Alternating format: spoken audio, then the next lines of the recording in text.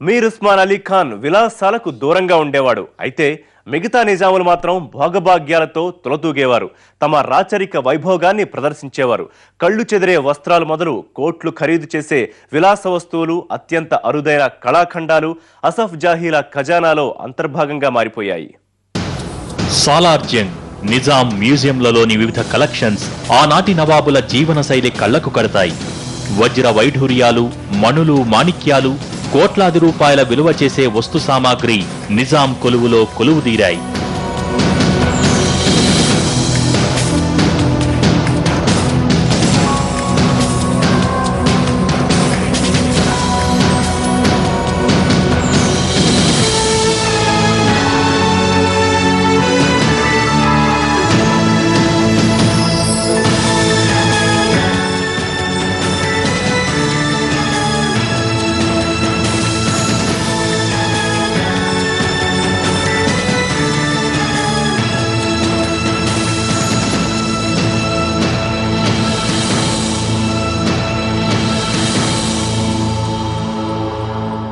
నిజాంలకు కళలపై ఎంతో అభిరుచి ఉండేది. వివిధ దేశాల్లో లభించే కళాఖండాల్ని, చారిత్రక నేపథ్యమున్న వస్తు సామాగ్రిని తెప్పించుకునేవారు నిజాం రాజకుటుంబీకులు. అలాంటి విదేశీ కలెక్షన్స్ షోకేసుల్లో భద్రపరిచేవారు నిజాంలు.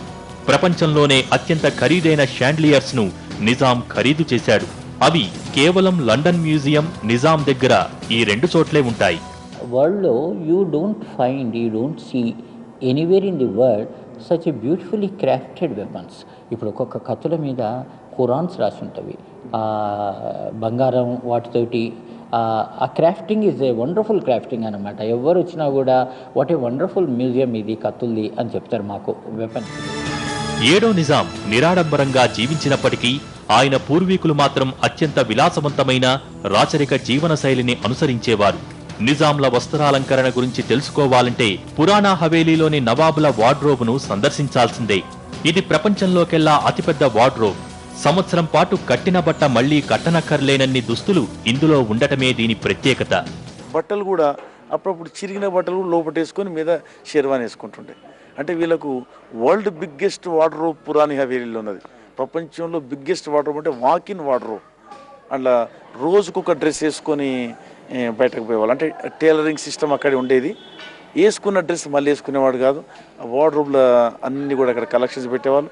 ఆ తగ్గట్టు చెప్పులు కుట్టేవాళ్ళు, తగ్గట్టు షూస్, పాపోసులు అంటాం మనం అటువంటి. ఇక నిజాం నవాబులకు ఉన్న కాస్ట్లీయెస్ట్ టేస్ట్ రోల్స్ రాయ్ కార్ల కలెక్షన్. దాదాపు 25 రోల్స్ రాయ్ కార్లను నిజాం పాలకులు ఖరీదు చేశారు. భారతదేశంలోనే తొట్టతొలి రోల్స్ రాయ్ కారును కొనుగోలు చేసిన ఘనత నిజాంలదే. ఆయన మనకు హిస్టరీ ఏం చెప్తుందంటే, ఎక్కడ ఏది ప్రశస్తమైనది ఉన్నా, ఎక్కడ ఏది కూడా గొప్పగా ఉన్నా, ఎక్కడ ఏది వాల్యుబుల్ ఉన్నా నా దగ్గర ఉండాల్సిందే, నేను కొనాల్సిందే ఫస్ట్ అనేది ఆయన దగ్గర ఆయన అటువంటి జిద్దు ఉండేనని చెప్తారు. అందుకొరకు all the beautiful artefacts of the world war with the Nizam. కళ్ళు చెదిరేంత సంపద ఉన్న చిట్ట చివరి నిజాం మీర్ ఉస్మాన్ అలీ ఖాన్ తన సొంతానికేమీ వాడుకోలేదు. ఆయన జీవితాంతం స్వచ్ఛమైన ముస్లింగానే బతికాడు. మీర్ ఉస్మాన్ అలీ ఖాన్ తన మనవడు ప్రిన్స్ ముఖరం జాను తన వారసుడిగా ప్రకటించాడు. ప్రస్తుతం 8వ నిజాం ముఖరం జా టర్కీలో ఉంటున్నాడు.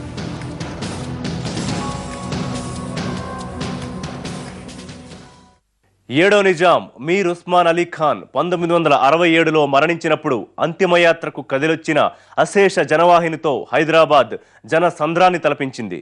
ఈయన అంతిమయాత్ర భారతదేశంలోనే అతిపెద్ద అంతిమయాత్రగా చరిత్రకెక్కింది. ప్రజల కోసమే ప్రభువు అన్న సూక్తిని మనసారా నమ్మి ఆచరించాడు కాబట్టే మీర్ ఉస్మాన్ అలీ ఖాన్ నిజాం ది గ్రేట్ అనిపించుకున్నాడు.